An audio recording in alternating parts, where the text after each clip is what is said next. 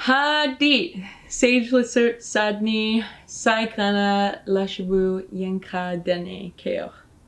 Hello, my name is Sage Lissert. I'm a carrier woman from the Lake Babine Nation.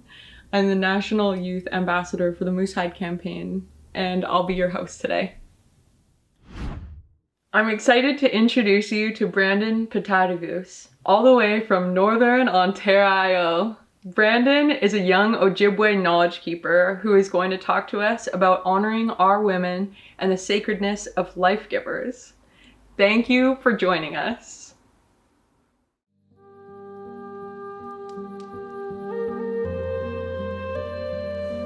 Bonjour, ninde mak na dak miigwetchki bjaik. Gena be in the go, Atikameksheng Anishnawbek, Umashkos and do dem.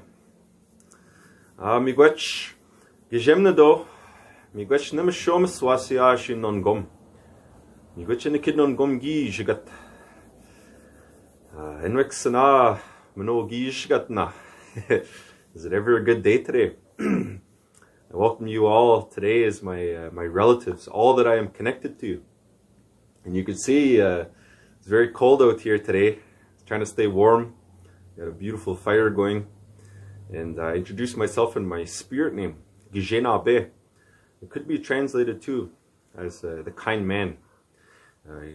Our creator is Gijemnado, which I also gave thanks to in my opening words. The first part of that word, Gije, it talks about a kindness, a love. So in my spirit name, the name that I carry, it said that I carry the same love, the kindness, the gentleness of the Creator.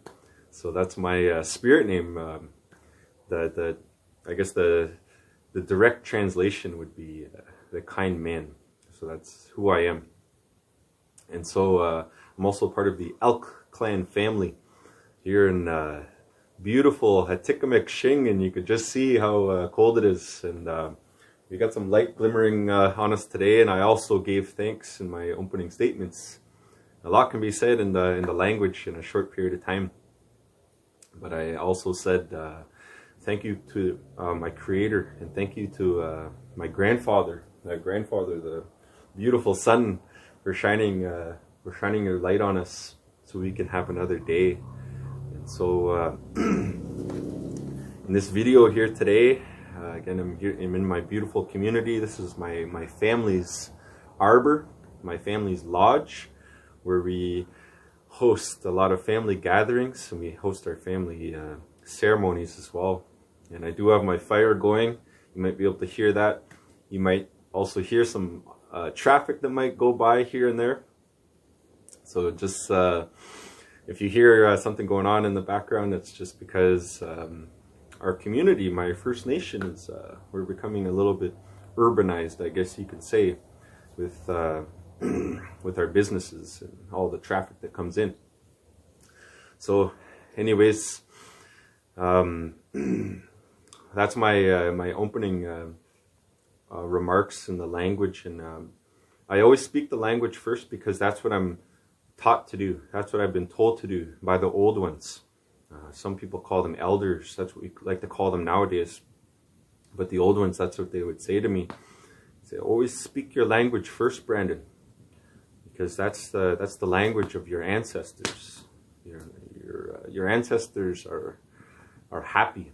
You know, there's like a glimmer in the spiritual realm. It's like a brightness. There's a sparkle. There's a glimmer.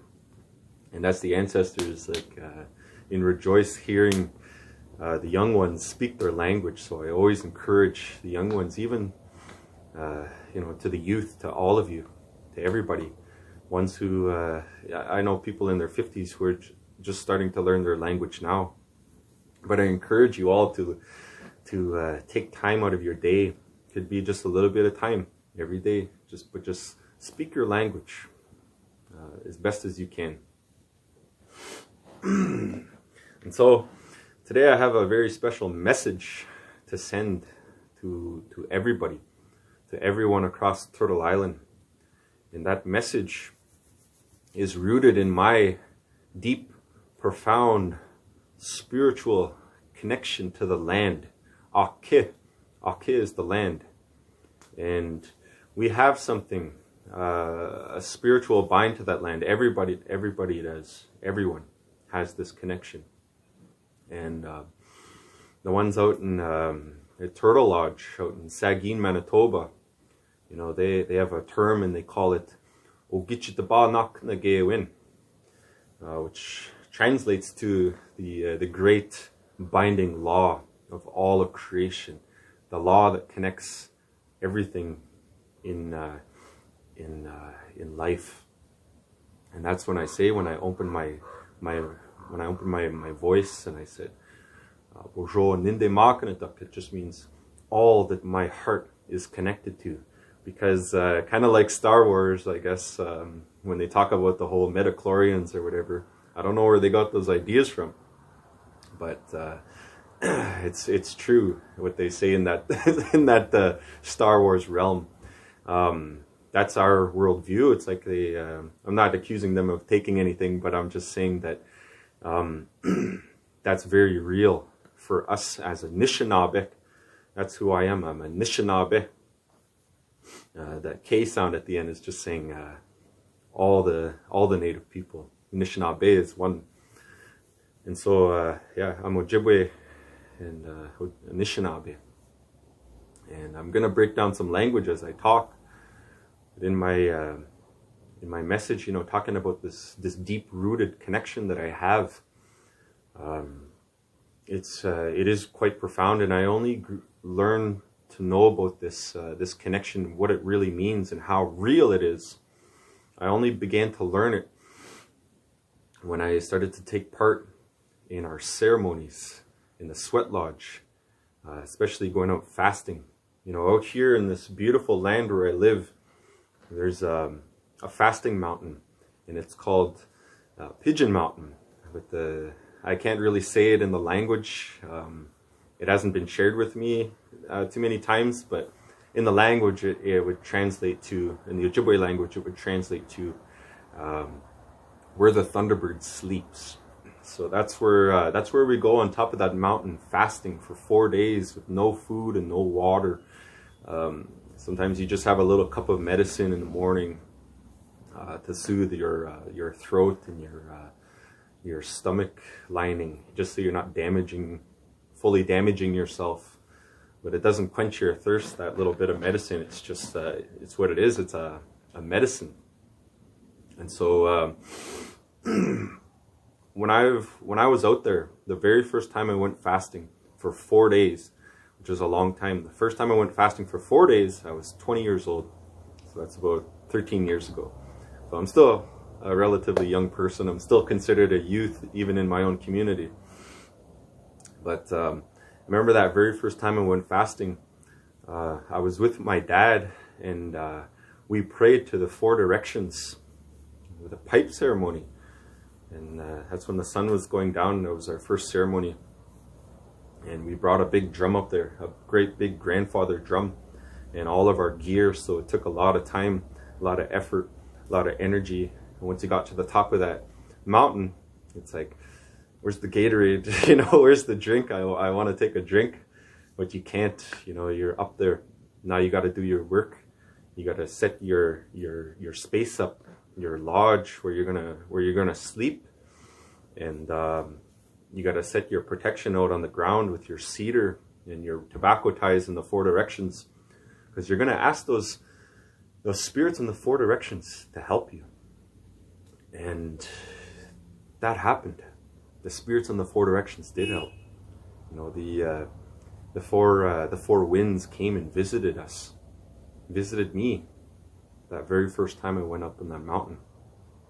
And what I mean is, and I didn't really notice this until I came down, but on the first day I went on that mountain, it was just, it was spring, because we went in April, and it was cold, and it was slushy out, but it was like a normal spring day. The second day, it got hot, sunny. I even got a sunburn. You know, that bright sun was just shining on my face every day. And it's a special time right now. It's nice. The sun's just starting to go down in my community. So it's so nice to be greeted by that right now. But I got sunburn on the second day. Then on the third day, I woke up, came out of my lodge. This is kind of a strange day. Feels kind of dark, kind of gloomy. It reminded me of October. So it was fall. Then on the fourth day, got out of my lodge, peered up, looked up at the sky. It started snowing. So I experienced all 4 seasons in 4 days. And that's when I knew that praying to the 4 directions, just how real that was. You have to believe in your prayers, because prayer is so powerful. When you're praying for your family, someone who's sick, you have to put full belief into that prayer. Reach here, because that's your heart, and that's where your intuition comes from, and your feelings and emotions is all processed through this beautiful organ that we call Ode, which is your heart, sacred heart. The fire beside me is called Shkore. So it's like a sacred heart that keeps us warm through the flame. And it's a living being. And so that's the very first time I understood, because I experienced it. It's the very first time it was so extraordinary, and not even really knowing that my prayers were answered, rather. And so, with what I want to share, what I'm getting to is, I have so many beautiful women in my life today, and so many beautiful women in my ancestors, and the ones that came before me, my grandmas and great grandmas, and also I don't forget my grandfathers too. But in speaking about being a man and speaking about protecting our women, it's so important. And that's what I want to talk about. And when I think back, I won't go too far in the generations, but when I think of my grandma, Julia Ba, we say Ba at the end of the name because it means that her spirit is resting. She's in the spirit world. She's traveling. The Ba means to sleep, but it also means to travel. And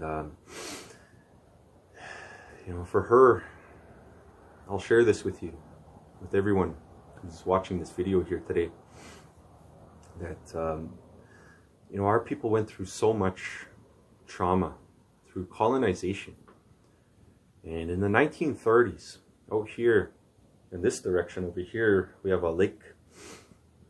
There's a lake here called Simon Lake, but then there's another lake called Long Lake. And this Long Lake, it travels into another lake in our community called Round Lake. But on Long Lake, that's where my grandma, my Nokumis, Julia, that's where she used to live, on Long Lake. She had a little shack. And at that time, in the 1930s, miners at the time, they knew that there was a gold deposit underneath her house, or somewhere underneath her house, but on that land. And those miners, forcefully burned her out of the house. They didn't harm her, but they burnt the house down, and she had to escape with whatever she had. And it was it was horrifying, a horrifying time, from what I understand. I wasn't there at the time, and neither was my dad, wasn't either. But so she had to take, her children that she had with her, 5 aunts and uncles that I never met, and so they were forcefully relocated to another part of the community. Actually, they weren't told they can go anywhere. Well, they were just told you have to leave, so they had to find a new home. And so that's what they did, and they found another home out here in Atikameksheng, the Whitefish Lake, which is on this direction. And they began raising those 5 children. But it's so sad what happens, what has happened to our people in terms of pandemics, disease. She lost all 5 of those children within a couple weeks' time. And those children were between the ages of 8 and 13. So imagine all of your children dying at the same time. Like, I can't imagine it. It's I get emotional even just talking about it. But that's what happened. And you know what? She never gave up. She picked up where she left off. My grandfather, George Baugh, they moved to another part of the community, and they had 8 more children. There's my aunts, uncles, and my dad. And I'm speaking on this side of the family because that's where I am. And you know, and then those children, you know, when they started to grow up and were of age, they were taken away from the community because of the residential school system, you know, forcefully taking our children away from the parents. And then my dad and his brother and another sister all had tuberculosis, you know, that TB. So my dad spent his childhood in what they call the Indian hospital, where he, all the atrocities that happen in residential school, the same atrocities happened to him in the Indian day school. He was not allowed to speak his language. He was punished if he was caught speaking his language. He was punished if he was caught playing. You know, he would be punished if he, you know, because they were just children. They wanted to play. And at night he would tell me that, you know, him and some of the kids would get up from their beds and, you know, go running down the hallways. But then they would get caught from time to time, and then those nurses would, it was very sad, but they would strap my dad to a bed in a, almost like a straitjacket, and strap him to the bed. And they said they would strap him, and it was leather straps, and they can pull on them. And he said they would pull on his chest so tight, and like as a punishment, when he was caught playing, they would strap him so tight that he said some nights I had a hard time breathing. And it's really hard, you know. I get emotional telling these stories, but they need to be heard, because truth and reconciliation isn't, you can't have reconciliation without the truth. We need to hear it. And you know, there's much worse things that happen to our people and our families, but I'm just sharing some of the things that I know that have happened.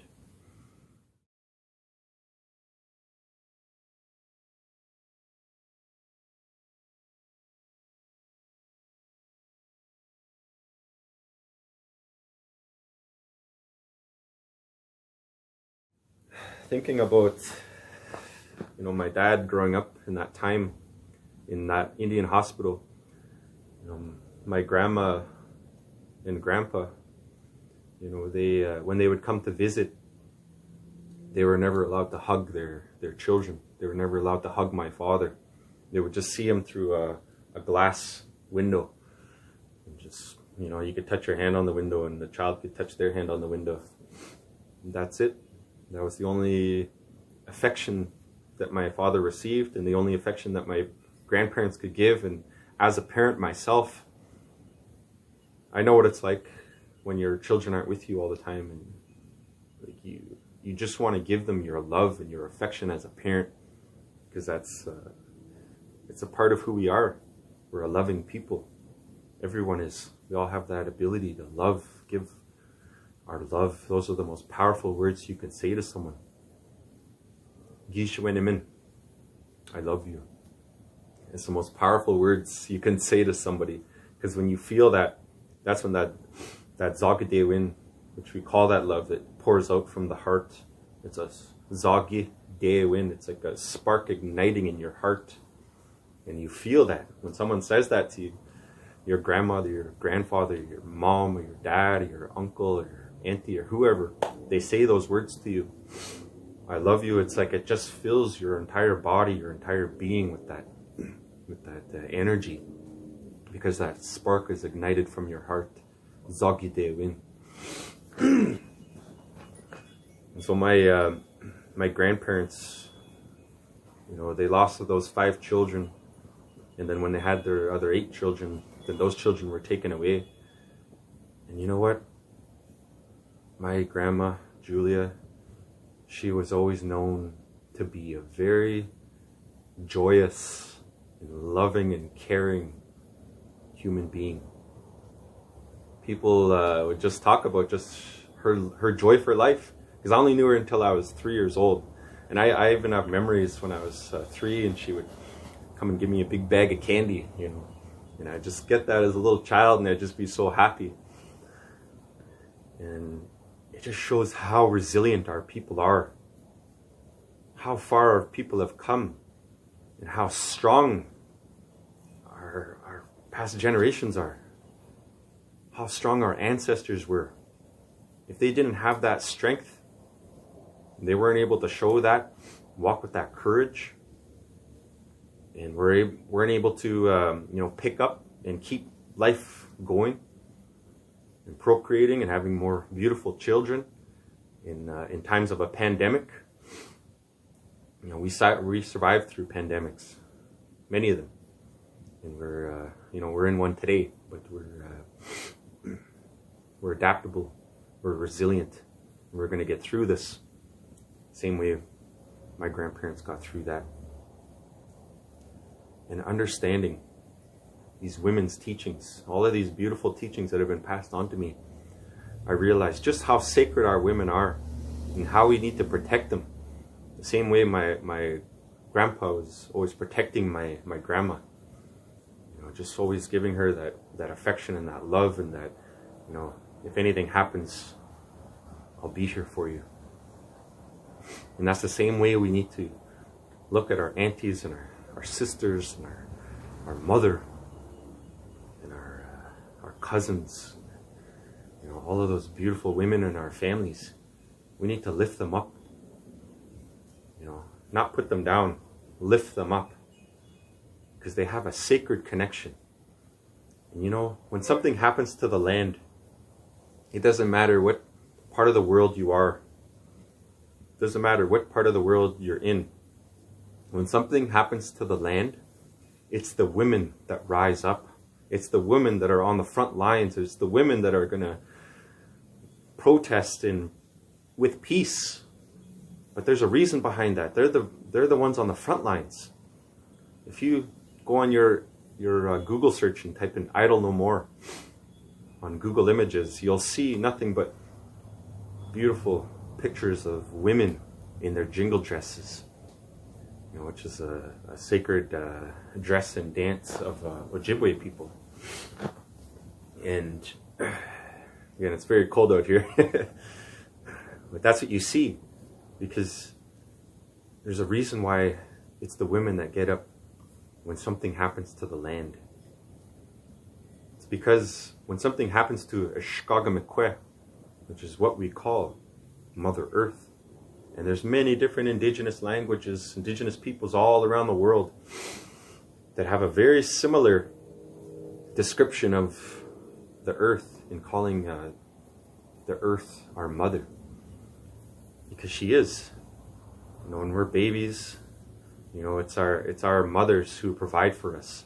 But as we get older, that connection shifts from my actual mother to Mother Earth, because we've got to learn how to gather water and clean vegetables and pure medicines, and pure everything. You know, I want to know that the tobacco that I pray with is pure, and the water that I drink and put in my body is pure, because it's going to cleanse my mind, my body, and my spirit. And when something happens to that water, women feel that. Why is that? Why do women feel that? They feel it inside themselves. But it's because they carry water inside themselves. Sacred water. Water where the babies are born. And so, when something happens to the land itself, Mother Earth, creates sacred vibrations. Vibrations that come from the earth, and they radiate outwards. That's why, in my belief, our languages, indigenous languages, will never go away. They'll never be gone. And our teachings, our ceremonies will never be gone. because all of those voices and all of those teachings are in those sacred vibrations coming from the earth, that's life being given to everything in creation. It comes from that sacred vibration. And women carry that exact same sacred vibration in their womb because they can create life. And so when something happens to the land, if there's a oil spill, oil spill is pretty dark, but that's a good example. Is when that happens, it's like women can feel that inside themselves. They could feel that hurt. In our traditional birthing, when a woman is giving birth, traditionally for us Ojibwe people, she'd always be surrounded by the women, by the grandmothers and the aunties and her sisters, the older ones, because they know exactly what that woman is going through, and they are her best supports. In Western society, it's a little bit different. We have all the doctors, and then we have the father who's close. But traditionally, the father he wasn't far away, but he was, usually he was keeping fire and he was praying, because there's nothing much he could do. It's the women that know exactly how to protect other women. But it's us as men to protect them, to protect them. And part of that is through our spirituality too, is taking care of this fire.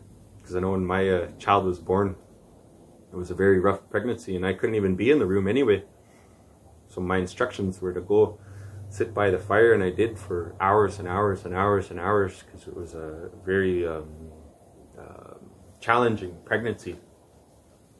When my son was born, he's 6 years old today, and my instructions were, keep praying, pray to that fire, and pray that your son is going to be okay, and your partner at the time is going to be okay, and that's what I did. It was long, it was challenging, but it was beautiful, very beautiful. And so that's the reason why those women stand up. Anything happens to the land, it's the women that are gonna stand up first.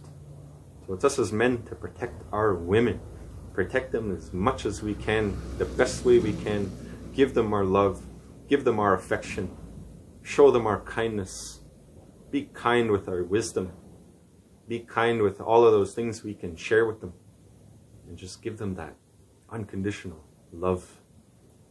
Let's show our women love. I encourage all the men to stand up. Tell your mother, I love you. She's done so much for you. My mother's done so much for me, and I love her. I don't tell her enough now that I think about it. But I really do love her. And that's how we find that balance in our lives, is by honoring, mother and father, whether or not they're in your life. Some of us, mother wasn't there, or father wasn't there, or some of us are orphans. Some of us don't even know who our parents are, or just don't have parents because they passed away, it might have been tragically. But we all have a mother and father, and if they're not with us, they're with us in spirit. We need to honor both those sides, because we'll be like that eagle that flies high in the sky. And if that eagle, if he doesn't honor one side of his teachings and his being, then that eagle's going to fly, and he might crash, he might go flying somewhere else, but he doesn't do that because he's in balance. And so that's another teaching, a message I want to share with you, is to walk in balance. Another part of that is to honor all of those gifts in your life, because we're all given gifts, sacred gifts. We all have a voice, a powerful voice. It doesn't matter if you're 14, 15, 16, 17, your messages are just as important as the ones who are 50 and 60 and up. Your voice matters.